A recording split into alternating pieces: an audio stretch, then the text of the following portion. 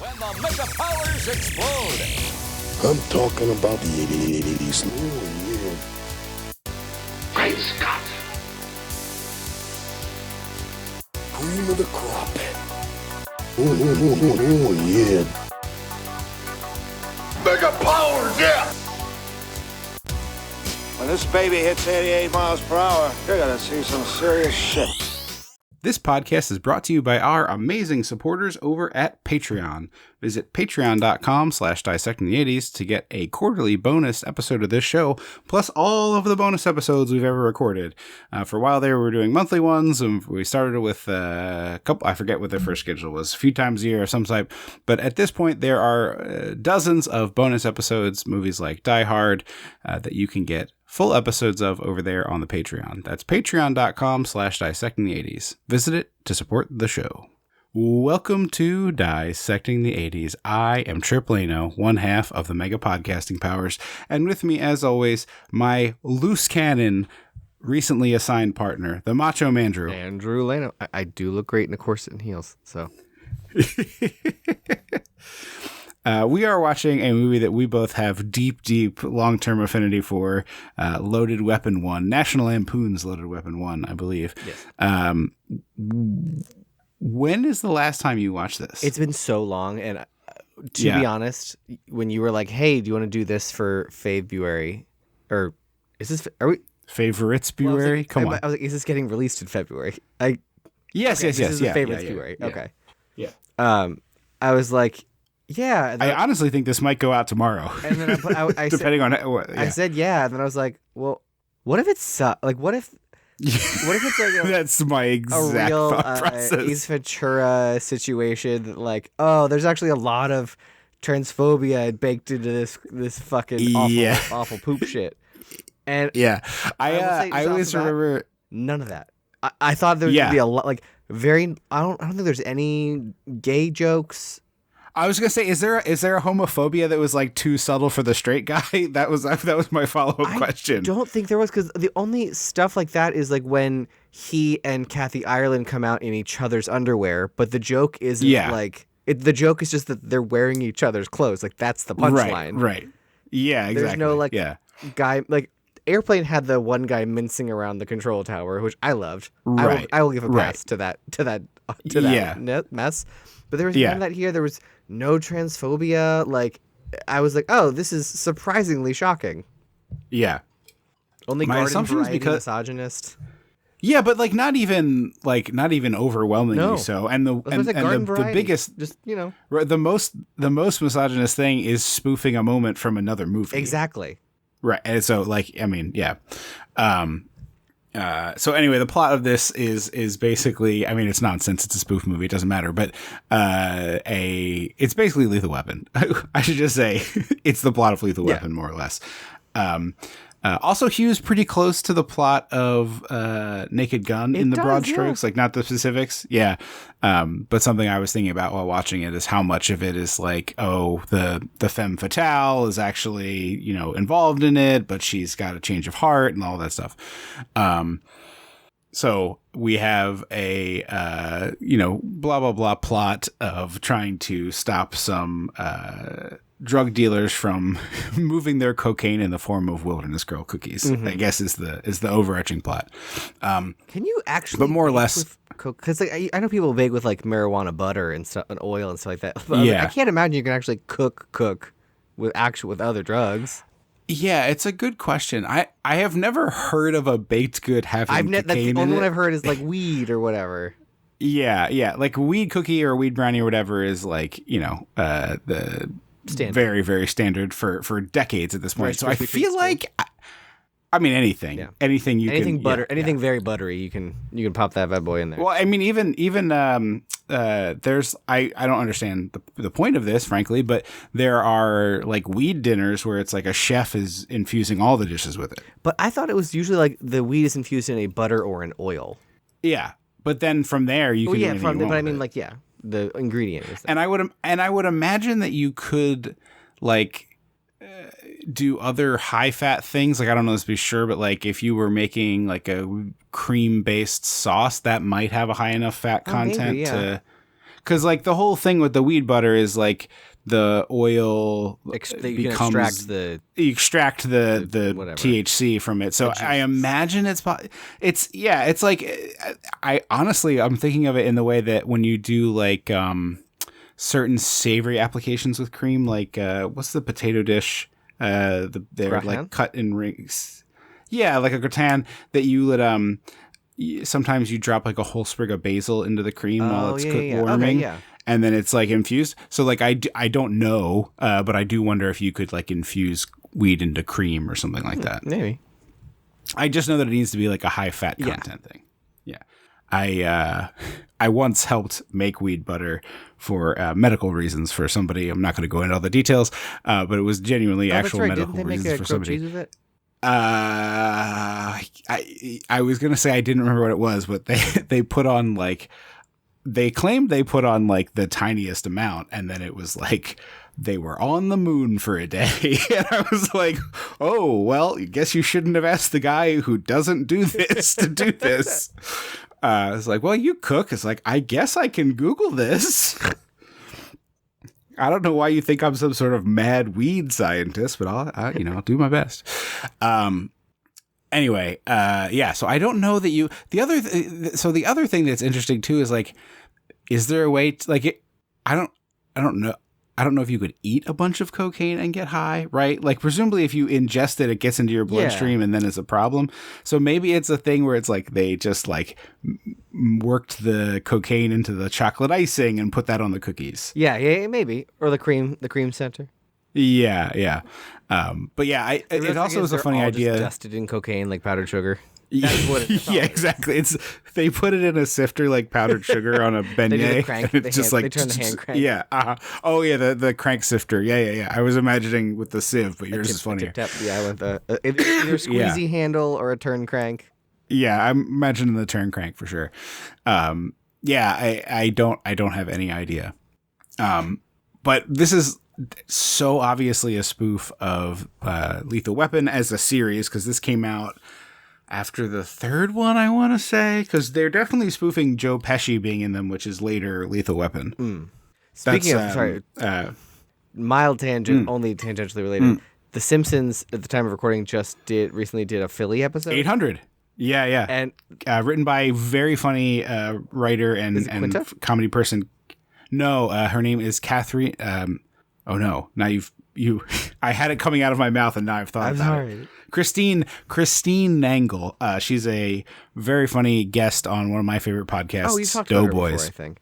Yeah, she's hilarious. I think I played you a clip because Quinta was in the episode. Quinta is on the episode, but they do a bit where they're taking a picture with the Rocky statue, and then they go down the line. The camera pans out, and it's like a statue of Ivan Drago, a statue of the slab of meat, a statue of Paulie.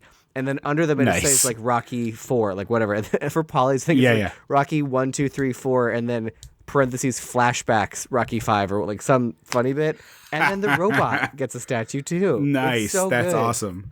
That's fantastic. Honestly, Stallone. Well worth it for just like they did the Philly. It's just not full. If you like Philly jokes, yeah, I'm gonna watch it. They call Philly the Big Scrapple. Which I was like, why have we not been calling us that? That's pretty good. Yeah, she's hilarious. She's very, very, very funny. Really, really good on the Doughboys. Hasn't been on it in a long while, which is a bummer. I assume she's busy, being a writer on The Simpsons apparently. But very, very funny, and is like a very good storyteller and told great stories of her growing up in Philly and talking about that stuff. So I like that part as well. We watch this movie all the time, and I was thinking back to it. I don't know that I had, or was it like a Comedy Central? We had it. We owned it, right? So I own the old school DVD version with the clippy side thing that we talked about at length. Yeah, so I had that copy. I don't know if that was like the origin of it or what, but I was thinking there's like almost no way I had seen Lethal Weapon, or if I had, I certainly hadn't seen like all the Lethal Weapons necessary to get the level of jokes they're doing in this. With like seen Die Hard by that point, probably, right? It's a good question, honestly. I think we came to this pretty young. Like I'm guessing I was 10 or under. Yeah. So it's very possible I hadn't seen a lot of what this was referencing. But you know what we probably had seen? Last Action Hero. Oh, yes, So, for sure. Which, you know, Because we had seen something guy. else make the jokes, we were like, I Yes. recognize the cadence of a joke. I've been to theme parks. Yeah. I was gonna say that. It's like I think most of it is like this has like the pure silliness of that era of spoof. That's like there's something I don't know. I can't put my finger on the difference because I've only seen one or two of them, but not a lot of them. But the like Friedberg Seltzer spoofs that just don't like the perfect example is the opening of this movie. We get butt rock. Perfect, like 80s era butt rock. The car's driving up the way.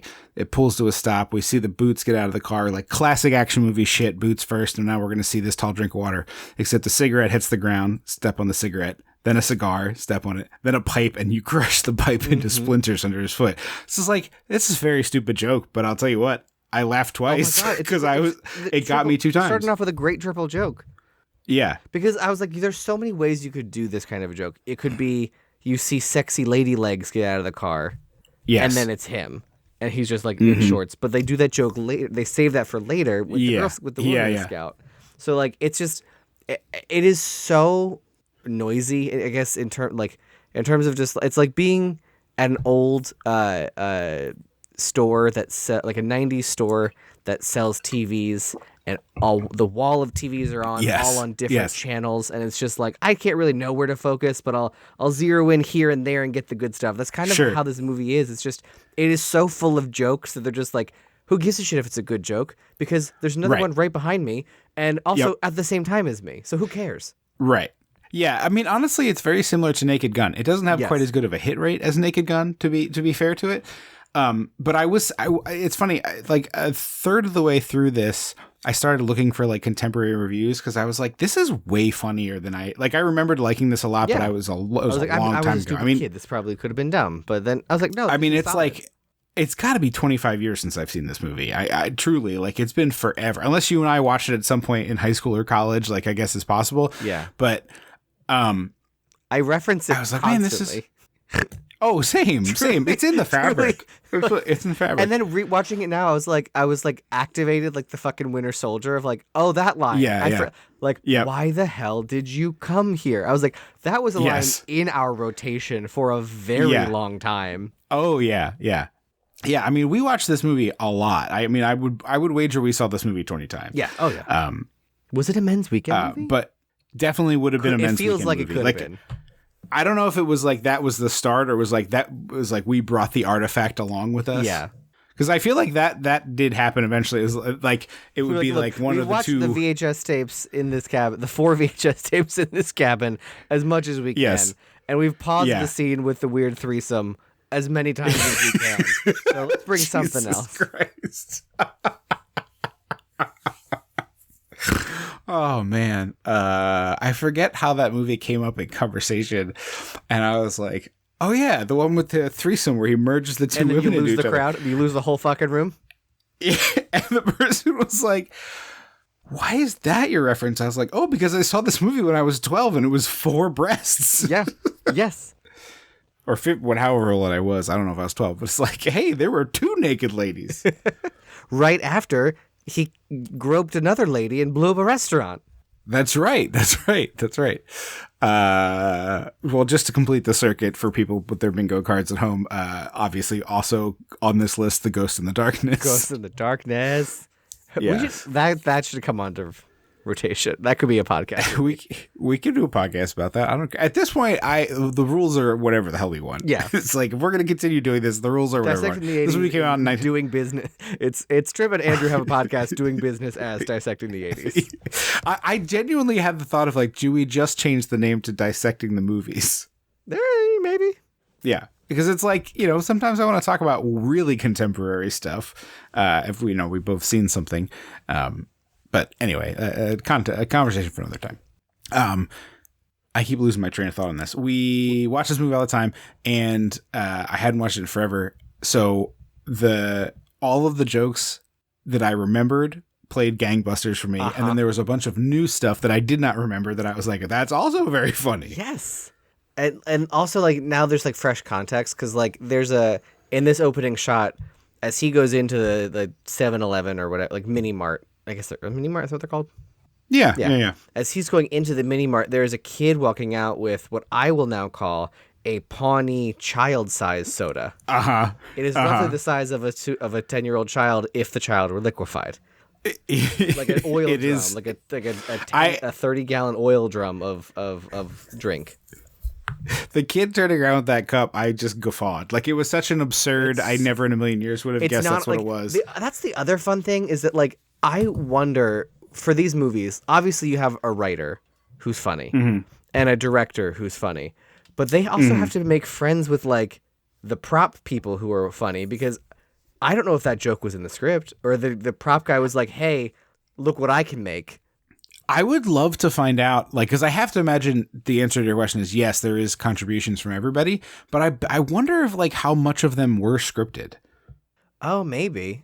I mean, I wouldn't be, as how, like, stupid me and my friends get when we get, like, a riff and we just, like, we will build a world off of, like, one stupid line. Because, for example, I just went to North American Bear Weekend for the 4th time this year, and at 2:45 p.m. on Friday, my friend got a call from the producer of the contest being like, hey, can you do a number in 3 hours tonight? And he was like, I don't have any, what? And he was like, we'll figure something out. So we didn't have any coordinating costumes. But he was like, I have a best friend, like a bitchy best friend duet you can learn real quick. But we were planning on dressing on theme, which was television. The theme of the contest was television. So we both had TV costumes. He was Sailor Moon and I was the nanny. And we're like, yeah, you know, in the annals of pop culture history, you know, the best friends, Sailor Moon and the nanny. You know how it is. And we just... So you did Islands in the Stream. Basically, we did Islands in the Stream as Sailor Moon and the nanny. Presented without context. Without comment. And like, but the concept of that blossomed for like 10 to 15 minutes of cackling and building the world. So I could see someone like writing out all these stupid bits. And I say stupid is the highest compliment, obviously, but just my understanding of like sitcom writing is this all would have been written. That's true. So it's like, you know, one of those things is like maybe the joke is like the kid turns around with an absolutely enormous soda, and then you go to the prop guy, and then you're like, how big of a soda can you make? And they're like, how about this? You know, like I imagine it's collaborative, like all parts of film, but I do have to think that a lot of it was written. But I remember the train of thought that I had lost before, the contemporary reactions to it, because I was like, I think this movie's really funny. And mostly at the time, the one thing that I find so funny is, and this is just kind of indicative of a similar conversation we had about Tango and Cash, and probably will have one day about Last Action Hero. There's some bones of like the bad. William Shatner is pulling his playbook from the not Charles Grodin, Jack Palance. Jack Palance. I was like, I know it's someone you Tango and Cash. But he is fully pulling the DNA of Jack Palance in Tango and Cash in this one. Shatner is having a ball though. Like it's fun. Like this is like because he doesn't interact with Star Trek nerds. He's so delighted. But he's having a ball here, and he's really good. Also, I can't remember if I was texting you about this, but I went to watch the new Muppet premiere, and it was on later than I thought it was. Yeah. I was like, oh, I got to kill time then till that comes on. And I was flipping through my antenna, and there's this like old person channel called Heroes and Icons, which is all like, you know, John Wayne and like whatnot. Documentaries? Like No. It's like old television. Oh, just like this is a movie starring John Wayne, like the movie starring these icons. Yeah. Heroes and Icons is the name of it. And they have Star Trek, and I'm flipping and I'm like, oh, Star Trek. Oh, it's the original series. It's a piece of the action, the one where the only book on the whole planet is a history of 1930s gangland Chicago. And so everybody is in wide collared suits and going like, yeah, see, I'm going to get you with my Manhattan typewriter here. You know, with their Tommy guns and shit. So I hadn't watched that in forever, and I was just purely delighted by it. And Shatner is bringing some of that same like comedic chops to this, where he's like really chewing the scenery, having a grand old time. He's also apparently in a Super Bowl commercial about how Raisin Bran is good for making you poop. This year's Super Bowl? Yes. Huh. I'm surprised I haven't seen it because they all released their goddamn commercials before the fucking Super Bowl. You can't call it a Super Bowl commercial. They call him Will Shat, and then they're all chanting Shat. Are you kidding me? Nope. I didn't think times were that bad for William Shatner. I mean, he's like 95. I don't think times are that bad. I think he's just like earning the money for the, great grandkids at this point. I would think that he doesn't need to do anything to earn money. He just like exists. That certain era guys, man, they just can't sit still. That's fair. It's just they can't be alone with their thoughts. Well, I mean, I know that feeling.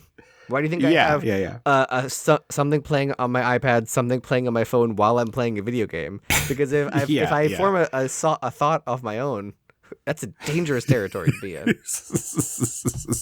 Yeah, I was watching the Olympic hockey and listening to a podcast for a while today. But anyway, I keep losing my trail of thought here. People did not really care for this contemporarily, and the whole thing was like, oh, they're spoofing these movies that are already so ridiculous. And I'm just like, guys, you had no fucking idea. Like this, like things were gonna get much worse. Buckle up. Yeah. Of just like the pure absurdity of action movies and how they've blossomed into something weird. A man where it's like we used to call The Rock will literally defy physics and gravity, jumping off a building with only one leg. But it's all beyond that, which is 100% great. It's also that like every time something bad happens in this movie, it's like 17 9/11s to borrow a phrase from We Hate Movies. It's like you watch a superhero movie and it's like 75 9/11s, but even like a regular old action movie is like, I don't know, 10 to 12 9/11s that happen, and it's like maybe that's why I like John Wick so much, because it's before they start, like they get there, but for the first one, it's pretty just contained into like a mansion. The second one, is the second one end with the shootout of the Continental? Is that one? I think you're right. The third one, I think, is the big desert sequence, and then the fourth one has the very long stair sequence. Okay, because I just remember, I'm like, which one has that like really like bitchy pixie cut lady and Angelica Houston? I think it's the third one. I think that's right. Yeah. The fourth one has the thing where he fights all the way up a long outside staircase. Have you seen it? I don't want to spoil this. Oh, okay. Don't spoil you. I just know that's also the one with the bulletproof clothing. The coats, yeah, which is like they just hold their coat up over their face. Look, we're already doing it, so let's just give one line of dialogue to explain it, which I love. That's how many times on this program have you heard me say, give me a single line of dialogue to explain something? And I love it. I love that. Yeah, I really don't mind playing in your dumb sandbox as long as you tell me how to play there. Post the rules. Post the rules on your sandbox, and we'll all have fun. Yeah, exactly. Yeah. And the idea that it's just like, oh, your coat's bulletproof, so if you hold the collar up over your face, you can't get shot. Perfect. Fine. Okay. Sure. That's that. To be clear, dumb as hell. We're all aware that's stupid. Like we're all playing the same game though. Set the rule, and we're like, all right, it's on the look. We saw the tin. We bought it because we saw the tin.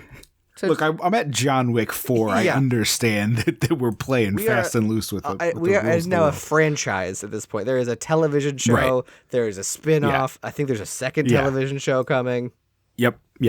But yeah, it's just like, the Ebert review of this is like, oh, it's spoofing Lethal Weapon, which is already so heightened. It's just like, it's just hilarious. It just seems like downright quaint. But also, I get why it didn't land for them contemporarily. But I do think it is like a very fun throwback. It's sort of like that meme of like, would this food kill a Victorian child, or would this food kill Gwyneth Paltrow? Yeah. It's like, if you saw where movies were gonna go in like 30 years, If you gave Abraham Lincoln a Dorito, he would have died. He just would have spontaneously combusted. We say that, but also like they were eating arsenic and shit. So like maybe not. They had never. The amount of like MSG and pure sodium fuck that is in a Dorito, like you would just kill those people. They would not handle that much flavor. They were eating like arsenic and things like that, and lead. I don't think they were eating a lot of arsenic. I think any level of eating arsenic is too much arsenic. Where are you? I've just agreed with you, but do you know that they were eating arsenic? Like accidentally. It was like, this is a cure for something. Oh, okay. And then, drinking cocaine and all that shit, I just think if you handed that much MSG to Abraham Lincoln, his head would have just like spun around backwards like The Exorcist. He would have grabbed his top hat. His top hat stays still while his head spins around like a Gushers commercial. Or Capri Sun, I guess. Yeah, exactly that. Or he would have lifted the hat up and the head would have gone like, where, and he'd have put the hat back on to stop the head from spinning. He would have taken a bite, the top of the top hat glows up like a steam whistle, and smoke comes out and it goes, woo, woo. I know that Abraham Lincoln is many years past Thomas Jefferson, but just for context, Thomas Jefferson very famously invented ice cream or brought ice cream to America. Did he Didn't really? invent ice cream. Yeah. And the recipe is just cold Ice cream with sugar. Yeah, it's just, basically they add sugar to it, but there was no flavoring. There was no nothing. And people like wrote long diary entries about having ice cream and how special that was. So I'm just saying, you give that guy a Dorito. You try a Jenny's Ultimate Dark. Oh boy, you're in a coma. Yeah, exactly. So just saying, you go back far enough and you're just like utterly shocked. I went to an event at the Library of Congress where they were doing cookbooks, and I was the person was showing me the cookbook, like turning it with white gloves. And I was like, does that say ice cream? And we're looking at it. She was like, oh yeah, my coworker made it and brought it to a thing once. So we had like a potluck over these old cookbooks. And I was like, oh, was it good? She's like, no, it was awful. I was like, why? She's like, it has no flavor. It's just cold, sweet cream. I wonder if it's in, because I have the Tasting History Guys cookbook. I wonder if it's in there. I'll have to check. Maybe, yeah. Anyway, we should progress somewhat with this because we both really enjoyed it. I think right. I like this movie a lot, and the problem is, as we said as we were setting up, is like, oh no, we're gonna do one of those episodes where it's just us repeating jokes from a movie that people may or may not have watched. So we'll say this now. It's available in a lot of places. Plex, Loaded Weapon Tubi, 1, I think. Yeah, I watched it on Canopy through my library, so no commercials. Woohoo! It's like 74 minutes long, so if you don't like it, it's over quickly. But I think this movie is funny, and I would generally recommend it. Although I will say, I think the first third's good. I think the last third's pretty strong. I think the middle's a little soggy in terms of like where does that section sort of start and end for you? That's a good question. I feel like we start doing a little too much plot, where I'm just like, I don't need to know this level of detail. Like at the point where we introduce what the hell's his name? John Lovitz as Joe Pesci. And then he starts like popping up more, where we get like a lot of the plot with Kathy Ireland and the Wilderness Girls. And I'm like, this is like one too many things happening that I got a little bored by. Still jokes, but got a little bored by. Yeah, it's really hard to, because like I said, my notes originally, I noticed I was started like, here's a funny bit, here is another funny bit, and I was like, don't do that. But like when I say it's jam packed with jokes. Like it is a very well done, assuming it's all scripted and nothing was like decided on the day. It is a very well written script in terms of just like jokes per second. JPS, my new for sure. My new gauge or whatever meter. Like, and it's all grounded in like where they are in what the world is. Like it all makes sense. Everyone's playing with the same toys and the same rules in the same place. Like during the shootout, we see like night vision, Terminator vision, and then we cut to the other side, and it's just Emilio Estevez with 2 toilet paper rolls to his eyeballs. Yes. Or he's like looking through a magazine, and all the little like inserts keep falling until he's like knee high in magazine inserts and stuff like that. That one really cracked me up because I haven't picked up a magazine and I can't tell you how long. Yeah, but man, was this a joke that resonated with me as a kid, with like just all of the sign up cards falling out of stuff, and the perfume ads. I get the Ulta catalog like 4 times a year or however often they send it.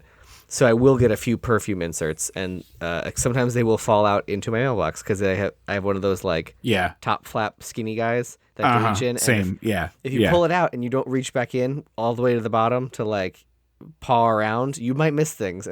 I've missed a card for like a month after my a birthday or a holiday once.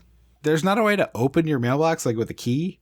No, it's just the top lifts and you just reach inside and pull your shit out. Because it's skinny. It's like 8.5 by 11 with a hinge lid. I see. Because I'm in a row home. That seems very frustrating. I mean, it's fine. I don't get a lot of mail, and usually I check in with the informed delivery email, which is always nice. I see. So Emilio goes into this convenience store. He does this long rant about like the world is bad and I'm miserable.